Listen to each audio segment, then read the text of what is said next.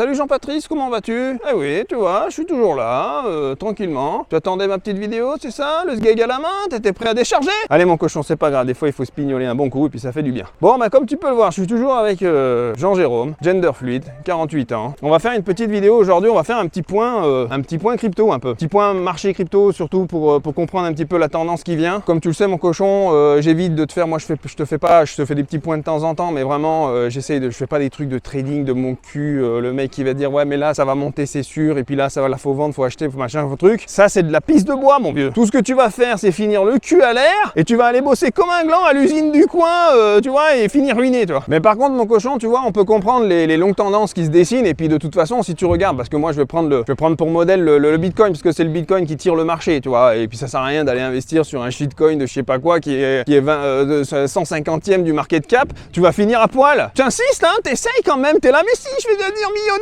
le cul, les nichons, le champagne, ça tu veux ça hein? Ben ouais, mais c'est pas en faisant des conneries mon vieux, ou en investissant dans des shitcoins à la con que tu vas gagner des ronds mon vieux. Toi aussi tu veux en croquer, c'est normal mon cochon, on veut tous bouffer un petit peu, tu vois, mais il faut pas faire des conneries, tu vois, il faut essayer d'investir intelligemment. Donc on va parler du Bitcoin, tu sais, allez au pire, si t'es un petit peu gambler, tu vas aller faire un petit top 10, tu peux te positionner sur le top 10 crypto, c'est-à-dire les 10 premières capitalisations sur le marché crypto, mais voilà, va pas plus loin mon vieux, tu vas nous faire des conneries là. Si, tu crois que tu sais ce que tu fais, mais t'es un gland. Alors mon cochon, surtout on va parler de la tendance qui vient, et ça c'est important parce que tu sais, bah là comme tous les cycles, on a eu, tu sais, des cycles de bulles et puis des cycles d'éclatement de bulles. On a eu 2013, 2017, et puis là on a eu 2020, 2021. Il y a pas mal de mecs qui ont fini le cul à l'air, hein mon cochon. On a tous gagné ou perdu des ronds dans l'histoire. Je sais qu'il y en a pas mal qui regardent cette vidéo. Eh ben les gars, voilà, c'est le jeu, hein, c'est un petit peu le côté, c'est la crypto quoi, hein, tu sais, la crypto, tu montes en l'air et puis tu finis vite éclaté par terre mon vieux, hein, donc faut faire attention. Et donc par contre il y a quand même des cycles à respecter. T'as tous les halvings, on va dire qu'il y a une sorte de bulle qui arrive. Alors tu vas me dire mais Julien, si c'est prévu tout le monde va investir à ce moment là. Eh ben oui mais non mon vieux, tu vois, parce que les gens ils ont tellement été traumatisés sur la bulle d'avant qu'ils veulent plus investir après, et ils y croient plus, etc. Ou alors ils ont été rincés, ils ont fini le cul à l'air. On n'a pas tous des capitaux comme ça à sortir les ronds à tout va, et donc bah ils rentrent plus dans le marché. Il y a des nouveaux qui vont rentrer, et puis les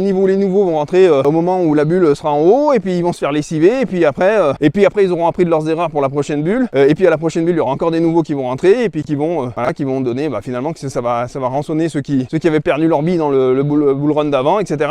C'est comme un cycle infini comme ça, tu vois, parce que l'être humain ne change pas en fait. À chaque fois qu'il y a une bulle, l'être humain il a toujours le même comportement. Il est excité, il est euphorique, même s'il sait que c'est une bulle, il a c'est la bulle. La bulle elle éclate, paf. Et après ouais tu fais des bulles, tu vois, au boulot mon vieux, parce que t'as perdu tout ton pognon dans la crypto abruti. Mais ouais, mais on est tous comme ça, tu vois, l'être humain il est con comme un balai, et puis on reproduit toujours les mêmes cycles. Et donc là il y a en 2024 il va y avoir le nouveau halving qui arrive, et comme tu l'as vu mon cochon, de 2020 à 2023 24 là, il y a eu le marché s'est ratatiné, il y a eu la faillite d'FTX, etc.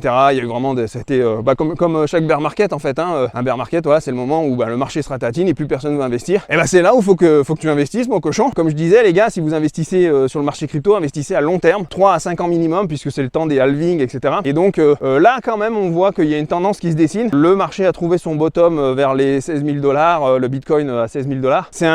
C'était intéressant de rentrer à ce moment-là, ou alors de faire du DCA, tu sais, tu investis chaque mois une petite somme, tu fais ce que tu veux, mais moi je t'explique ce que je fais. Tu une petite somme, quand tu vois que de toute façon les mauvaises nouvelles n'ont de moins en moins d'impact sur le marché, c'est que ça a touché quasiment le fond, tu vois. Quand tu as touché le fond, tu peux pas aller plus profond. Donc à partir d'un moment, le marché il devient flat en fait, il commence à plus trop gigoter, et quand c'était vers les 16 000 $, là il s'était ratatiné, et puis malgré qu'il y avait des mauvaises nouvelles, ça bougeait plus tant que ça. Donc il y a pas mal de mecs qui ont recommencé à mettre des billes, que ce soit les baleines, là, ceux qui ont des ronds, tu vois, la haute finance et tout ça, ou alors des particuliers, hein, peu importe, mais en tout cas c'était le moment d'investir à ce moment-là. Et je pense que d'ailleurs, si je peux me permettre, je pense que c'est encore le moment d'investir, puisque je pense qu'on est encore dans un range dans lequel le prix du Bitcoin, à l'heure où je te parle, il avoisine à peu près les 30 000 $. Je pense que c'est encore un niveau intéressant pour investir sur le Bitcoin, Bitcoin, Ethereum par exemple, parce qu'on voit que quand même, bonne ou mauvaise nouvelle, malgré l'économie, tout ça, il n'y a pas trop d'impact sur le marché. Et ça c'est quand même intéressant, c'est quand même un signe annonçateur de quelque chose qui est en ébullition, qui pourrait, un moment comme une cocotte minute, tu vois, un moment ça pourrait péter. Je pense qu'on s'en approche doucement.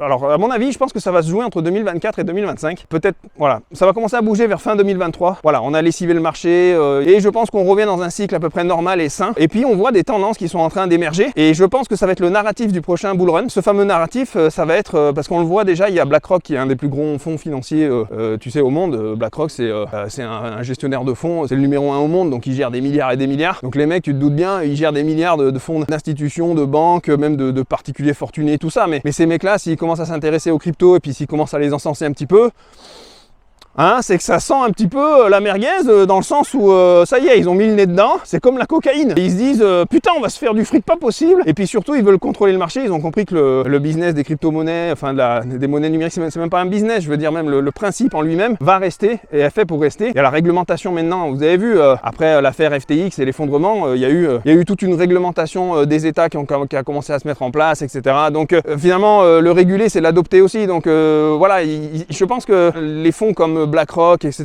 qui commencent à proposer des ETF Bitcoin, c'est-à-dire qu'ils vont proposer à leurs clients de pouvoir investir de manière sûre, parce que en fait, les fortunés, ils n'ont pas envie d'investir sur le Bitcoin si c'est sur un exchange, tu vois, comme FTX, machin, Binance, je sais pas quoi, sachant que c'est un peu opaque, ils savent pas où sont leurs ronds et tout ça, machin. Les mecs, s'ils investissent d'abord par un fonds institutionnel dans lequel, je sais pas moi, une banque, une institution, quelque chose dans lequel ils ont confiance, dans lequel c'est régulé par l'État, c'est connu, etc. Et BlackRock est en train de proposer à ses clients via un ETF Bitcoin de pouvoir investir sur le Bitcoin de manière sûre et donc qu'ils aient pas à perdre leur plume comme on a pu le faire, comme on a pu le voir avec FTX, etc. Tu vois, les gros clients, ils avaient pas mis leur pognon dans FTX. Enfin, il y en a qui l'ont perdu, mais il y en a plein d'autres qui n'étaient pas rassurés de mettre leur rond chez FTX, sachant que c'était pas régulé, etc. Donc voilà. Donc si BlackRock met le nez dedans, mon cochon, forcément, si eux ils commencent à proposer à leurs gros clients, parce que BlackRock, comme je te dis, c'est le numéro 1 des fonds de gestion au monde, s'ils commencent à proposer à leurs clients de se positionner sur le Bitcoin, c'est que ça sent bon, mais ça veut dire aussi autre chose. Et c'est là où je voulais en venir, c'est que je pense que le narratif du prochain bull run, mon cochon, ça va être l'adoption par les institutionnels, mais pas comme en 2020, c'est-à-dire l'adoption de façon où ils vont proposer à leurs clients vraiment d'investir dans les crypto-monnaies via leur plateforme. Et je pense que c'est un petit peu aussi l'appropriation par les institutionnels de la crypto-monnaie. Donc finalement, le côté décentralisé, tu vas me dire ça saute, etc. Tout ça, parce que c'était le principe même de la crypto-monnaie, mais bah oui, mon cochon, mais finalement, on savait...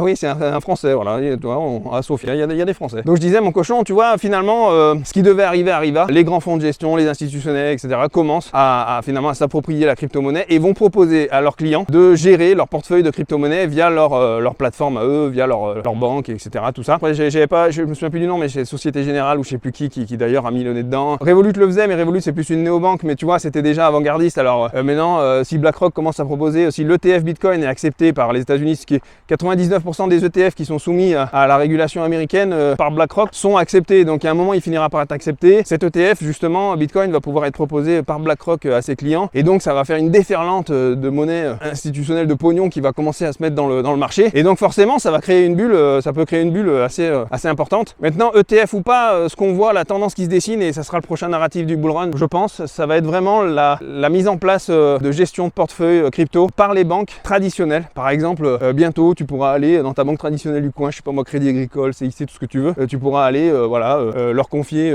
une partie de ton patrimoine, de ton pognon, de façon à ce qu'eux ensuite l'investissent sur les cryptos et puis qu'ils gèrent ton portefeuille comme ça. Voilà, donc à l'époque, tu sais très bien, mon cochon, pour ceux qui connaissent la crypto, bah ça se faisait pas. C'était Binance, FTX qui a coulé, je sais pas moi, il y en a plein d'autres, Qcoin, machin, etc. qui font ça. Et ben je pense que les banques sont en train de s'approprier ça va devenir les exchanges de demain. Tu vois, mon cochon? Alors je sais qu'il y a plein de maximalismes Bitcoin qui vont commencer à dire ouais, mais alors c'est nul la décentralisation. Alors déjà, si t'es pas obligé de le confier à ta banque, mais c'est vrai que si tu réfléchis aujourd'hui, il vaudrait peut-être mieux placer ton pognon dans un portefeuille, je sais pas moi, chez ta banque plus traditionnelle, parce qu'au moins ils ont des fonds de garantie et ils peuvent t'assurer s'il y a une perte, peuvent t'assurer remboursement. Parce que comme on l'a vu avec FTX, les gars, c'est bien beau les exchanges et tout ça, surtout que les exchanges finalement ils étaient pas décentralisés. Un exchange, c'est là où tu confies ton pognon à une plateforme qui justement n'était pas régulée et donc il y avait aucune garantie, et quand ça a coulé, bah, tout le monde a perdu son pognon. Donc finalement ça revient même. C'était déjà décentralisé. Regardez le nombre de gens qui laissent leur pognon sur les exchanges. Alors tu vas me dire, bah, si vraiment t'es pas d'accord avec ça, t'es pas obligé d'aller laisser ton pognon à la banque pour qu'ils gèrent ton portefeuille crypto. Tu peux le mettre dans ta clé. Voilà, tu utilises une clé, Ledger, Trésor, tout ce que tu veux, mais une clé dans laquelle bah, tu vas stocker tes bitcoins, tes cryptos, et ça t'appartient, mais ça va te responsabiliser aussi. Tu le sais bien, et la plupart des gens, ils veulent pas se responsabiliser. Ils veulent rien branler, ils veulent déléguer à un autre, et quand l'autre il fait le con, il dit ah tu vois, je t'avais dit, t'es une merde. Ah ça t'aimes bien ça. T'aimes bien dire que c'est l'autre le fumier, hein. Mais on est tous des fumiers, mon vieux. Et qu'est-ce qu'ils font les autres? Bah, du coup ils te proposent, tu dis mais je vais le gérer pour toi, tu vois, ils gèrent ton pognon. Ah bah oui, il va le gérer, l'autre champagne, nichon et tout ça. Et puis il se tire comme le Bankman Fried avec FTX, là, il a pris le pognon de tout le monde, il s'est tiré l'autre. Et oui, on a une tendance, l'être humain, à vouloir déléguer aux autres pour pas prendre nos responsabilités. Donc il y a très peu de gens finalement qui mettent leur crypto dans les clés. Ils le mettent sur des exchanges, des machins, puis comme ça, quand ça tourne au vinaigre, ils disent ah ben voilà, mais je vous l'avais confié, vous avez perdu mon fric, bande de glands. Mais oui, bah tu vois, on est tous comme ça un petit peu, tu vois. Donc parce que quand on a une clé privée, tu sais bien, il faut que tu aies tes mots de passe, tes machins, tes 24 mots de passe et tout. Il y a des gens, ça leur casse la tête, ils ont peur, ils disent si je perds, ça va être de ma faute. faute et machin, je préfère mettre la faute sur quelqu'un d'autre. C'est toute l'histoire de la vie des humains finalement, regarde même pour le pognon. Si les banques elles existent encore, c'est bien parce que les gens retirent pas leur pognon et puis ils préfèrent déléguer tout ça à la banque, ils disent ouais ils se démerdent et puis s'il y a une couille, c'est l'État qui me remboursera, machin, etc. Tu vois, on délègue toujours aux autres,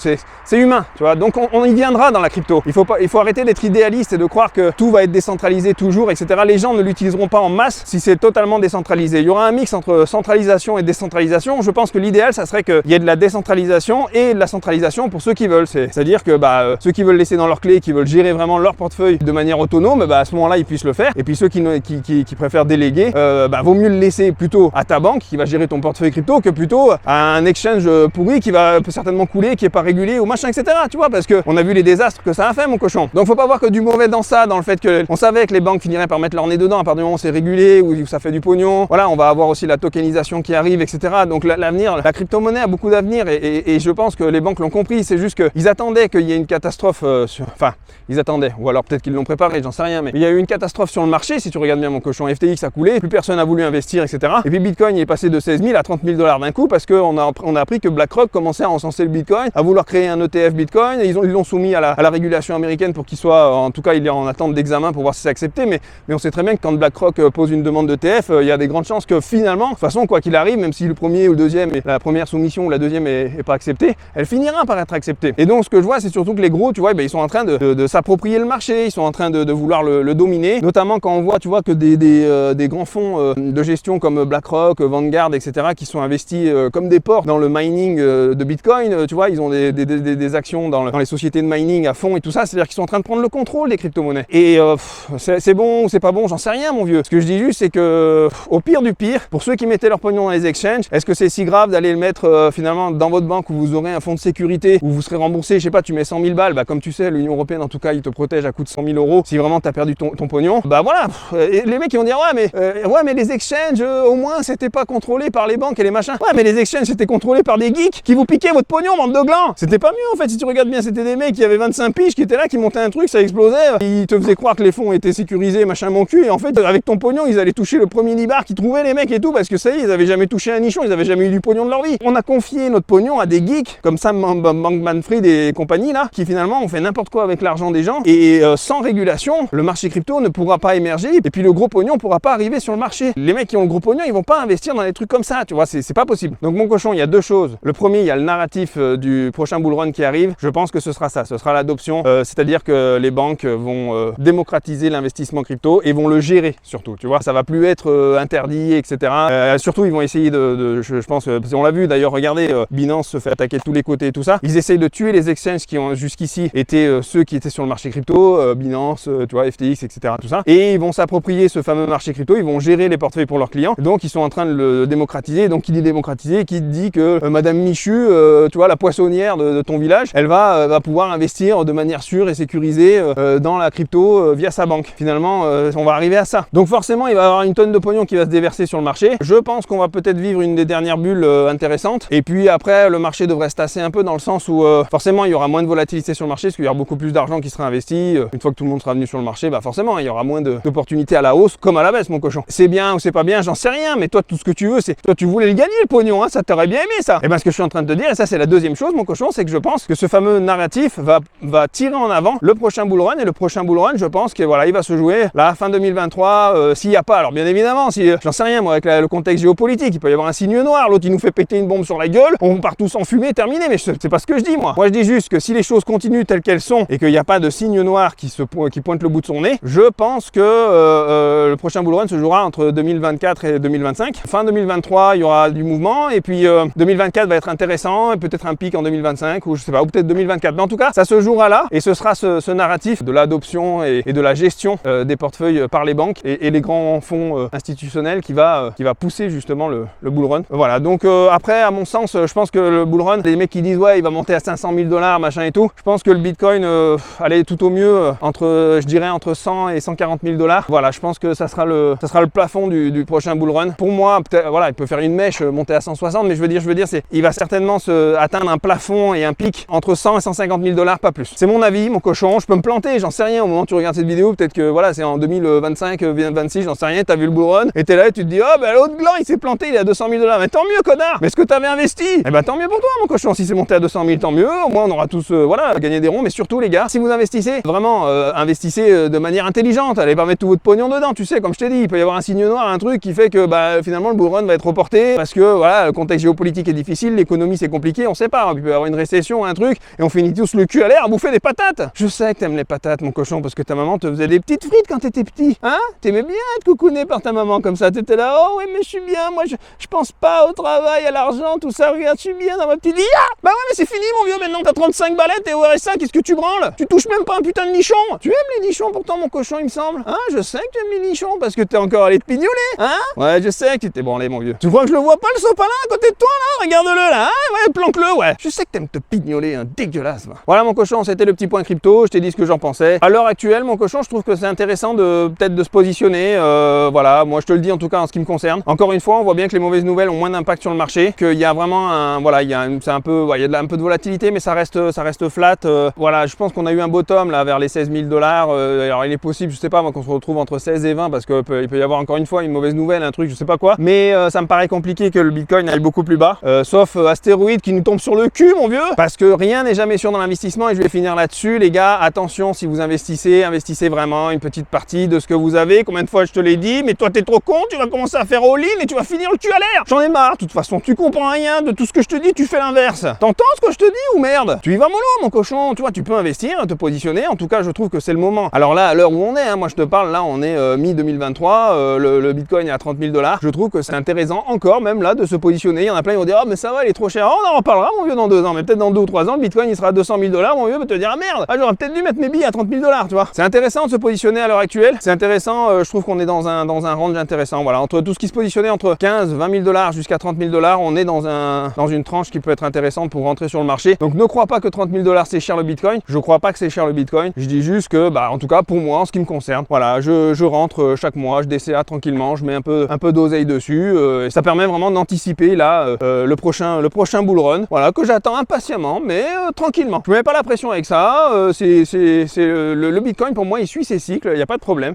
Donc bah voilà, en attendant, qu'est-ce que je fais? Bah, je me pignole, mon vieux, tu vois, je me balade dans la petite forêt tranquillou. Je te montre un petit peu, voilà. Donc là, je suis dans la forêt de Borisova Gradina. C'est en Bulgarie, hein, mon cochon, comme tu sais. Hein, je vis en Bulgarie, à Sofia. C'est pas Borisova Gradina, qu'est-ce que je raconte? C'est, je dis n'importe quoi. C'est Eugene Park, c'est le South Park en fait. Ici, en fait, tu peux te balader carrément. Enfin, le parc, il est énorme, et en fait, tu peux te balader dans la forêt. Ah, qui c'est? Regarde, Jean-Jérôme. Et voilà. Bonsoir. Comment allez-vous? Très très bien. Comment ça se passe cette petite journée? Très bien, il fait beau, vous êtes content, vous êtes très joli avec votre petite... Ah ouais d'accord, ouais, ça c'est bien, ça c'est intéressant. Voilà, donc vous avez pu discuter un petit peu avec Francis. Voilà, donc je fais ma petite balade, j'attends tranquillement comme vous les gars. Qu'est-ce que tu veux que je fasse? Vous croyez que je suis là, la fast life, machin, les nichons, les culs? Un petit peu quand même les nichons, les culs mon vieux, hein, tu sais bien. Mais tranquillement. Il faut savoir apprécier le moment présent mon cochon, il faut savoir se détendre aussi. Et c'est ce que je fais, c'est pour ça que je kiffe ma vie d'ailleurs. Comme tu le sais mon cochon, bah moi je gagne ma vie pas avec les cryptos, hein. Même si les cryptos ça te permet d'avoir un bonus, si tu as un peu de rond, bah t'investis, ça te permet justement de faire gonfler ton patrimoine, si tu le gères bien. Mais moi je gagne ma vie en faisant du service, du business, du business, je sais pas qu'est-ce qu'il fait lui, il va nous bouffer le cul là. Il y a des clébards un peu ici, tu sais en Bulgarie, les clébards faut faire attention parce que hein, on a de tout. Hein, donc ouais, donc je disais, bah tu vois, moi je gagne ma vie en faisant du business sur internet, mes activités en ligne me permettent de gérer un business de RH à l'international, donc forcément bah, ça me permet de vivre où je veux, comme je veux, et donc c'est intéressant. Et voilà, donc bah entre les cycles de Bitcoin, tu vois, on se pavane tranquillos, on se pignole, tu vois. Ouais, tu, il me fait peur lui, hein. J'espère qu'il va pas nous bouffer la rondelle. Oh le salaud, il voulait me bouffer le cul. Et donc le fait que je gère mes activités 100% en ligne pour mes clients, et ben ça fait que tu peux vivre dans le monde entier de manière libre, kiffer la vie et surtout profiter du moment présent. Parce que c'est ça qui compte le plus mon cochon, c'est pas bulle, pas bulle, Bitcoin, pas Bitcoin, machin, attendre le fameux truc miracle qui nous tombe dessus et qu'on devienne tous millionnaires et que Champagne, Monaco, Nichon et les culs. Même si je le répète que c'est très bien mon cochon, ça c'est bon quand même les culs. C'est très très bon un cul. Je te donne pas tort là-dessus mon cochon, tu sais. On a tous envie de glisser notre pif dans un cul et de secouer. Y'a que ça de vrai mon vieux, hein. Une bonne rondelle, bien fraîche. Mais au-delà de ça, au-delà des culs et des nichons mon vieux, bah tu vois, il faut savoir profiter de l'instant présent, se balader avec Francis, tranquillement, tu vois, et puis kiffer la vie mon vieux. Et donc j'espère que toi aussi, bah tu peux t'offrir une vie comme ça, ou alors en tout cas, bah, que mes vidéos et ma chaîne t'inspirent et te donnent envie aussi, toi aussi, de vivre libre, comme je peux le faire aujourd'hui, parce que bah, grâce à Internet, mon cochon, hein, t'as vu, je peux te parler, on peut échanger, et puis vraiment, bah, on peut partager les autres alternatives de vie qui existent. Il n'y a pas que l'esclavagisme, le salariat dans le système. Aujourd'hui, il y a aussi d'autres alternatives alternatives de vie et Dieu merci, c'est grâce à Internet, mon cochon, qu'on peut faire tout ça. Et ça, c'est quand même merveilleux. Donc, il n'y a pas que du mauvais dans ce monde. Et je vais terminer là-dessus, mon cochon, tranquillement, en te disant que je t'aime et que j'ai le sexe qui se dresse. Je sais que tu aimerais voir ça, mon cochon. Je vais peut-être ouvrir un OnlyFans où je vais vous montrer ma bite. Maintenant, du gland, toi, t'es là, mais je vais m'abonner, c'est où? Mais non, connard, tu crois que je vais te montrer ma bite sur Internet? Déjà que tu vois ma gueule de cul sur YouTube, ça te suffit pas? Toi, t'as toujours envie de voir ma bite, là, espèce de dégueulasse, va. Peut-être qu'un jour, je te montrerai un bout de burne. Ma boule gauche. Toi, peut-être. Ouais, d'ailleurs, une petite déformation. La dernière fois, je la palpais, j'ai dit, tiens, qu'est-ce que j'ai une petite boule sur la burne. Enfin, je vais examiner ça. Je demandais à Katia de vérifier, tu vois. Bon, elle a fait une petite vérification. Non, apparemment, tout va bien. Mais je lui ai demandé de finir le massage, de faire ça proprement quand même. Merde. On plaisante, mon cochon, détends-toi. Il faut rigoler un peu dans la vie, là. Et là, il y en a des fois, ils m'écrivent, oh, mais Julien, t'es toujours en train de dire des conneries, des machins. Bah oui, connard. La vie, c'est ça. Ça n'a pas de sens. Réfléchis, si t'es un con qui va au boulot de 8h à 18 comme ça, qui prend la vie au sérieux, bah c'est que t'es un gland. On sait même pas ce qu'on fait sur Terre. Et toi, t'es là, tu prends la vie au sérieux, tu crois que tout est sérieux, mais rien n'est sérieux. Tout le monde se fout de ta gueule. Les politiques, l'État, tout le monde. Ils sont juste là comme une pyramide. Ils bouffent sur ton cul comme ça, ils te font croire, c'est pas bien ce que tu fais. Ça, tu vas payer, ça, tu vas devoir faire ça, tu vas devoir faire ci. Ah, tu dois être au boulot à 8h et machin. Pourquoi en fait? Pour qu'à 60 balais, tu te réveilles, tu dis, mais en fait, qu'est-ce que j'ai branlé de ma vie? Il aurait mieux fait de faire. Toi, la fête, rigoler, danser, c'est ça qui compte. Faut se marrer un peu dans la vie, mon cochon. Je sais qu'il y en a plein qui aiment pas mon humour. Hein, les petits fumiers là. Et c'est à toi que je m'adresse là. Ouais, toi là qui est planqué là derrière ton PC tout le temps, qui est espèce de culé, je vais te crever. C'est à toi que je parle, mon cochon. J'ai pas la haine contre toi. Mais fais gaffe. Je peux casser le nez très vite, mon vieux. Tu vois? Alors viens pas me faire chier. Mais je te déteste pas, mon cochon. Tu sais pourquoi? Parce que je comprends ta souffrance. Je comprends que t'as une vie de gland. Mais t'auras ta chance, mon cochon. Je suis gentil avec toi. J'essaye de tout faire. Toi, je te caresse un peu la nuque comme ça. T'es là. Toi, tu commences à te sentir mieux là. Pas de pitié. Et ouais, mais toi aussi, ça vaut pour toi, mon vieux. Fais attention. Il faut que tu sois à l'affût là. Tu veux changer de vie, non? Tu veux pas être une merde toute ta vie? Je t'aime aussi, mon cochon. Tu sais bien que je t'aime. Parce que Dieu est amour, mon vieux. Et là, je vais certainement finir en facial. Allez, je vais te laisser sur cette petite note philosophique pleine d'amour, mon vieux, pour te dire que je t'aime. Et puis, tiens, regarde, tu vois, la montagne, c'est joli en face là-bas. C'est très sympa. Je vais rentrer chez moi, tu vois, je vais me pignoler, tranquille. Enfin bon, bref. Allez, mon cochon, je sais pas si en tout cas pour toi, l'été est fini ou pas. Tu sais, moi, pour moi, c'est l'été toute l'année, mon vieux. Hein, donc, voilà, ce que je te souhaite, c'est que ta vie soit des vacances. Et puis, je te dis à bientôt hein, pour la prochaine vidéo. Voilà, moi, je vais rentrer à la maison tranquillement avec Jean-François, voilà. Il y en a, ils me demandent, ils me disent, mais comment ça, parce que je dis toujours la même chose, tu vois, les mecs, ils disent, mais Julien, elle s'appelle pas François, comment elle s'appelle? Mais elle s'appelle Katia, j'ai déjà dit. C'est un homme, en fait. Oui, c'est un homme. Il suffit de lui baisser le falzar, tu verras, il y a 2 grosses boules, enfin bon, bref. J'ai le droit d'aimer les hommes, non? On peut tous s'enculer, c'est merveilleux, demain, regarde, on peut même devenir des chaises, des tabourets, des chaises, c'est ça qui est bon, tu vois, parce que c'est open bar. En Occident, j'ai vu, les gars, je regarde un peu la télé, des fois, j'ai vu, on peut y aller, voilà, on peut faire ce qu'on veut. Non, mais c'est bien, voilà, c'est sympa, hein, c'est l'évolution, comme on dit, quoi. C'est le progrès. Tous le cul à l'air, c'est la partouze générale, tu vois, on sait même plus qui est quoi. C'est ça qui est merveilleux avec le monde qu'on nous propose en Occident, les gars, franchement. On peut être ce qu'on veut du jour au lendemain, regarde. Là, aujourd'hui, je suis un petit peu agressif, je pense que je suis un crabe. Je suis une sorte de crabe, en fait. Tu vois, si je veux là, je te pince le sexe, le bout du prépuce, je te l'ai sectionné, là. Ça fait mal, hein, mon cochon, ouais, parce qu'aujourd'hui, je suis un crabe. Voilà, c'est moi qui décide. Allez, j'arrête mes conneries, là, je pars en sucette, mon vieux, je dis n'importe quoi. Tu me fais faire dire que des conneries, de toute façon. Tu passes ton temps à ricaner, là, tu te marres, et tu te bouges le cul un peu. C'est bien de se marrer, mon vieux, il faut rigoler, mais il faut aussi agir, et j'espère que dans ta vie, tu poses des actions, mon vieux, pour vivre la vie dont tu rêves, mon vieux. Et ne laisse personne définir la vie que tu dois vivre, toi. Il n'y a que toi qui sais ce qui est bon pour toi, à part la pignole et les chips. C'est bien, la pignole, tu peux, mais mollo, et vas-y doucement sur les chips. T'as envie de devenir énorme? Allez, mon cochon, on arrête les conneries. Je te dis à plus, et puis à bientôt pour la prochaine vidéo. Ciao, bye bye. 1, 2, 3, 4.